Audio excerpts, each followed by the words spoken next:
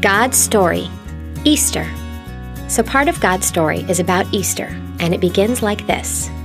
You might know Easter as the Sunday a ginormous bunny hides chocolate inside plastic eggs.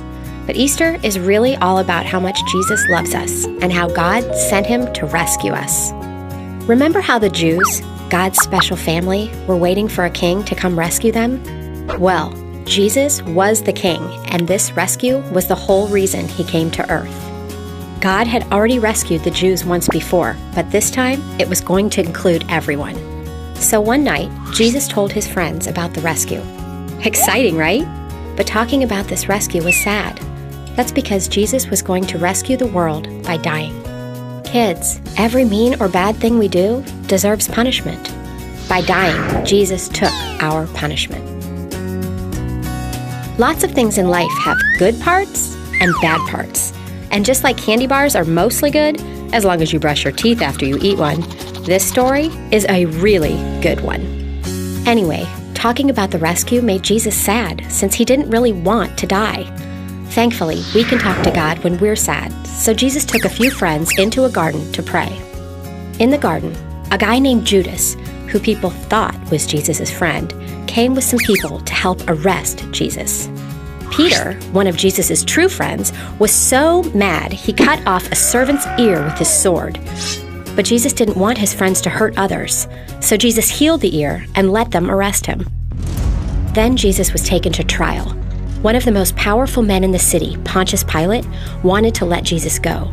But many of the people wanted Jesus to die. They didn't believe he was the Son of God or any kind of king. Even after all the miracles Jesus did, like healing sick people and making blind people see, they didn't believe in him. The people were so mad, they started yelling, "Kill him!" So Pontius Pilate let the soldiers take Jesus. The soldiers made fun of the idea that Jesus was a king. They put a crown of thorns on his head and nailed him to a cross. Many people watched, but not all of them wanted Jesus to die. His mother and close friends were there too. Just imagine how they must have felt. Once Jesus was up on the cross, the sun stopped shining for 3 whole hours in the middle of the day. But those soldiers kept right on making fun of him. They said, "If you're really God's son, why don't you just call on some angels to save you?" Jesus could have called on angels to save him, but he loved us so much that he wanted to rescue us. So instead, he prayed to God, "Father, I place my life into your hands." At that moment, Jesus died.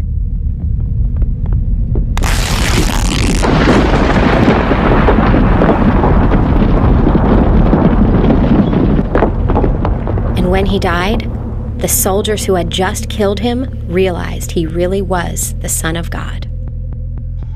Later, Jesus was put into a tomb and a big rock blocked the entrance. Jesus' friends thought that was the end. But 3 days later, God sent an angel to roll the stone away. Don't worry, Jesus could get out on his own. The angel moved the rock so everybody else could see the tomb was empty. Jesus' friends were the first to stop by the tomb. The angel said, "He has risen," which is another way of saying Jesus is alive. Nobody could believe it. Jesus took our punishment and then proved he really is the Son of God by coming back to life. Now, if we choose to follow Jesus, God forgives us for all the wrong things we do because Jesus already took our punishment. And that's the story of Easter. But that's not all there is. Here's a quick version of what happened after the angel told the good news.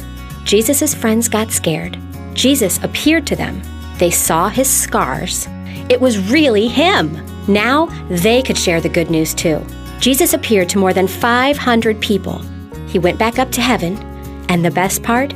He promised to come back someday for everybody who follows him. And all that is a part of God's story.